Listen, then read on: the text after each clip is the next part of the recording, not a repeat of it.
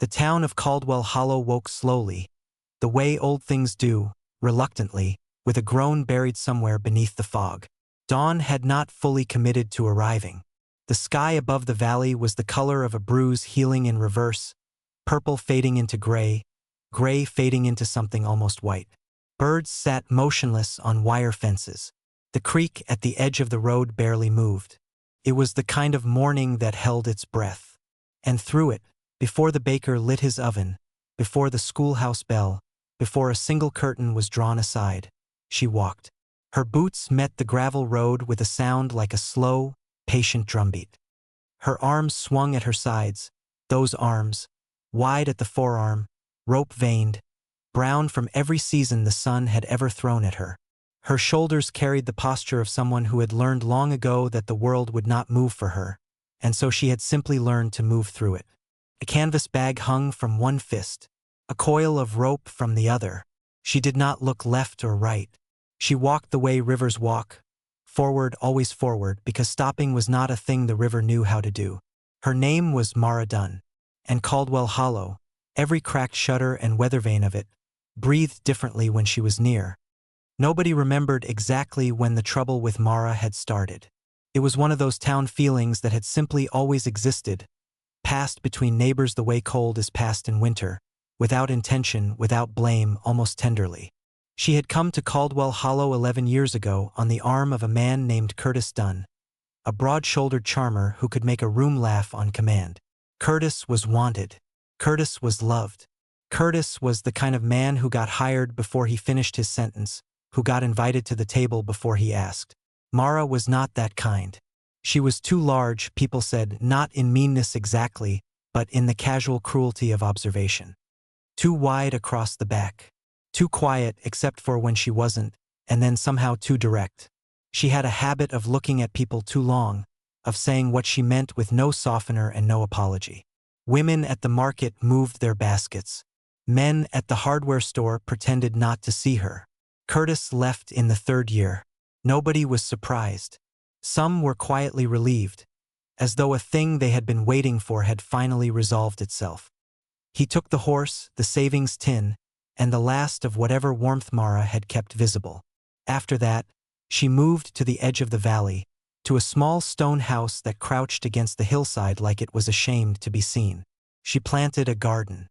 She repaired her own fences. She carried her own firewood. She applied for work at the mill.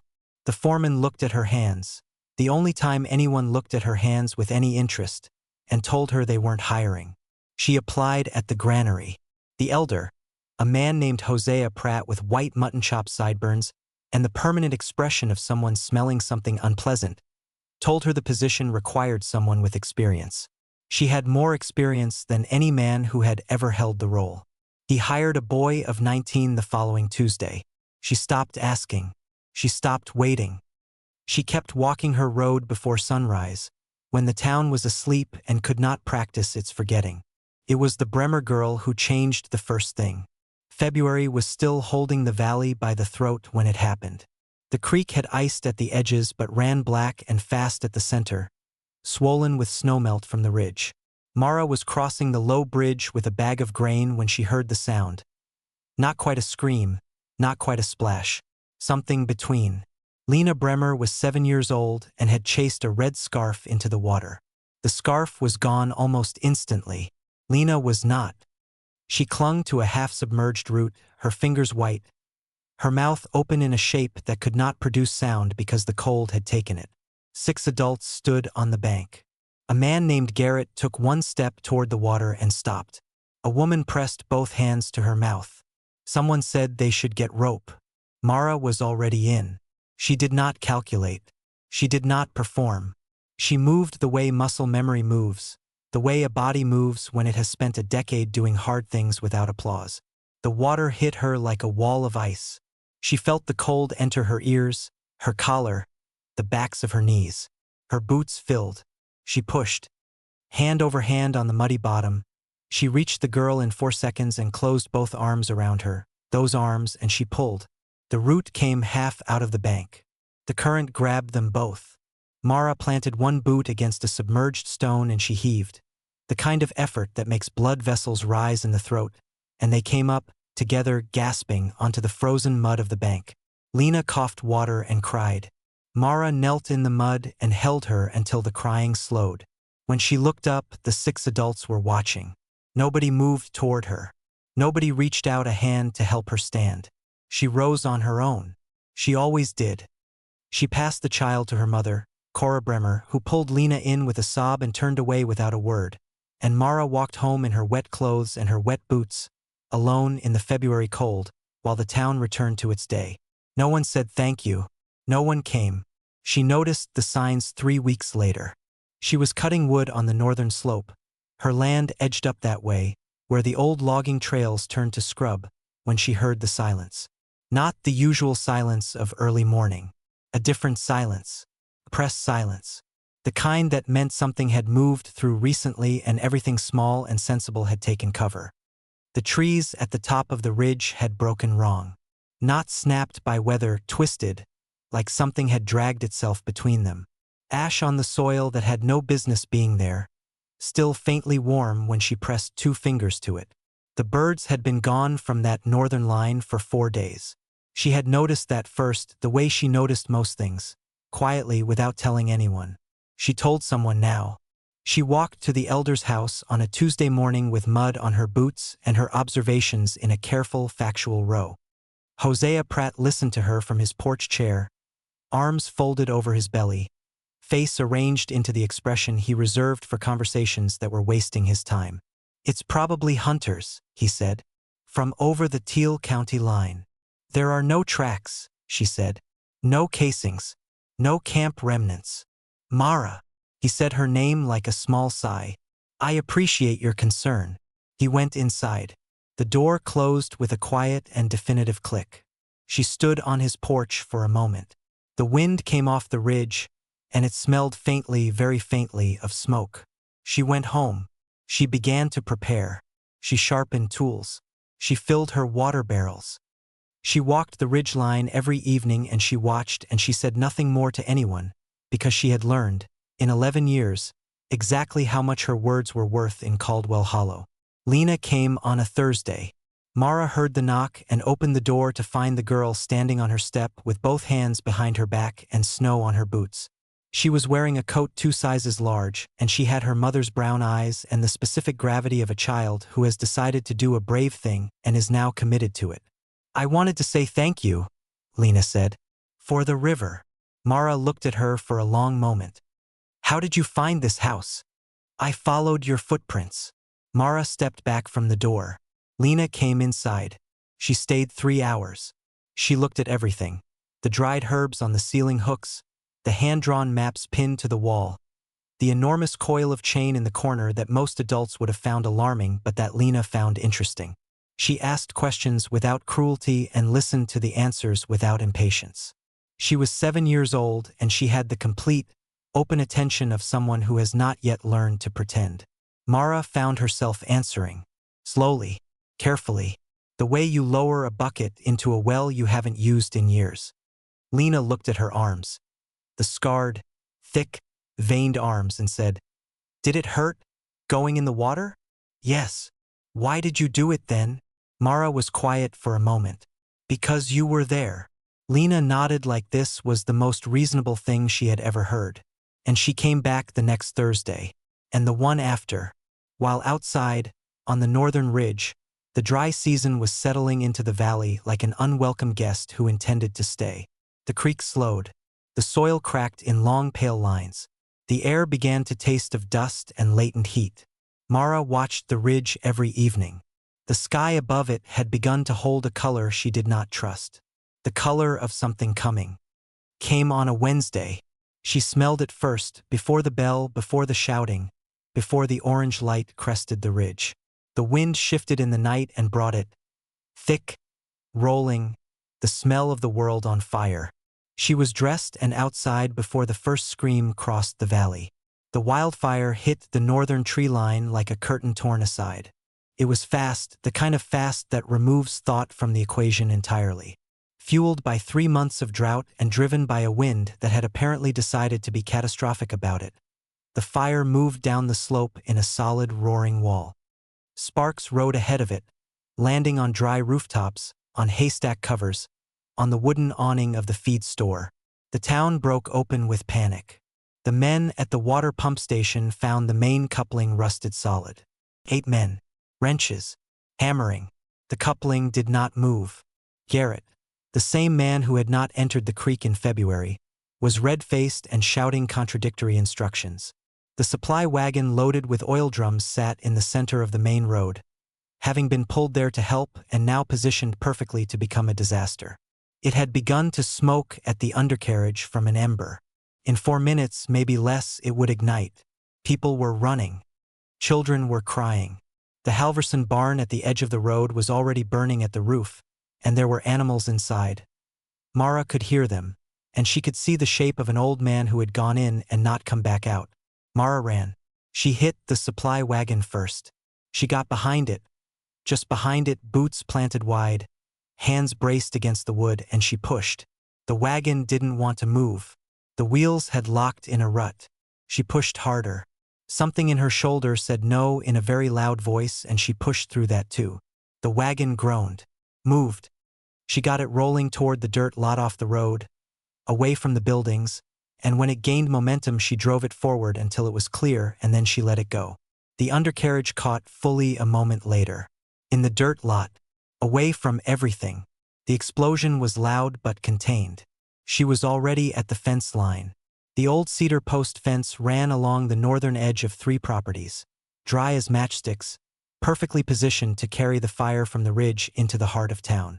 She grabbed the first post with both hands and pulled. The post came up with its roots and a grunt of earth. She moved to the next, and the next. Her hands were bleeding. She did not stop.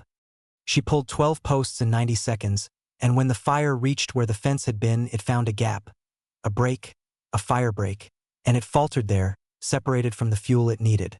The barn. She went in low, beneath the smoke, following the sound of the animals and the worst sound, the human sound, the weak sound of an old man saying something that was almost a word. She found him collapsed near the back stall. Abe Terrell, 73 years old, the man who had given Curtis Dunne a jar of preserves on their wedding day and not looked at Mara directly since. He was unconscious. She put him on her back. She walked out of the barn on fire. Not her, the roof above her. She walked out beneath it as it collapsed, and she hunched her body over his, and she came through to the outside in a burst of heat and smoke and shattering timber, and she went down to one knee on the ground and put him gently, gently on the grass. Then she got the horses out. Then the Welford children who had been hiding in the grain store next door, too terrified to move, who she carried out 2 at a time. Then the fire found the firebreak she had made, and it stopped. And then, only then, did Mara Dunne sit down in the ash and the smoke on the ground, in the ruined road, and allow herself to stop. Lena found her first. She came running across the field in her big coat, her face streaked with soot and tears, and she dropped to her knees in the ash beside Mara and put both small hands on her face. Mara looked at her. Her shoulder was wrongly shaped. Her hands were black with soot and streaked red. Her hair had singed at the edges. Hosea Pratt came next. Slowly. He stood over her, and for a long time he did not speak. "Why?" he finally said. His voice was different than she had ever heard it, stripped of its usual ballast. "Why did you stay here? All these years? Why didn't you leave us?" Mara looked at the sky above the valley. The smoke was thinning. Through it, the early evening stars were beginning to appear, cautious and small. "My mother is buried in the churchyard," she said. "She came here before me. She told me this place was worth staying for." She paused. "I kept waiting for it to prove her right." Lena was holding her hand. The damaged hand, the soot-black hand, the hand with the burst vessels and the old scars. Lena held it the way children hold things they find precious, with both of hers, completely. Hosea Pratt sat down in the ash across from her. A man of 64 years. An elder of Caldwell Hollow. He sat down in the ash and he put his head in his hands. The fire was out by midnight. What it left behind was a scorched northern slope, a ruined fence line, a collapsed barn, and a town that stood in its own streets at 2 in the morning looking at one another in the particular way that catastrophe teaches people to look, without the usual filters, without performance. They came to her in the morning. She was sitting on the stone step of her borrowed shelter. The Bremers had insisted, Cora Bremer, who had not said thank you in February, now making up a bed and saying nothing but meaning everything, and they came one by one. Cora first, then the baker, then the hardware men, then the women from the market, the ones who had moved their baskets. Garrett came. He stood in front of her and his jaw worked for a while before any sound came out. I should have gone in the water, he said. In February. Yes, Mara said, not cruelly. Simply, I'm sorry. She looked at him. 11 years of being looked through, looked past, looked over, and now being looked at. It was a strange feeling, like a window long painted shut being opened, the air rushing in both ways at once. I know, she said. Hosea Pratt came last. He did not speak. He was carrying something. A small, framed photograph, old, the edges soft with age. He held it out. It was a photograph of a woman Mara recognized from the one image she owned, the image she kept on her windowsill, the image she said good morning to. Her mother, standing in front of the Caldwell Hollow churchyard gate, smiling. She was a good woman, Hosea said, his voice rough. She helped us through a drought 20-some years ago, fed 12 families from her garden. We never, he stopped, started again. We never made the connection, to you, that you were hers. Mara took the photograph with her damaged hand.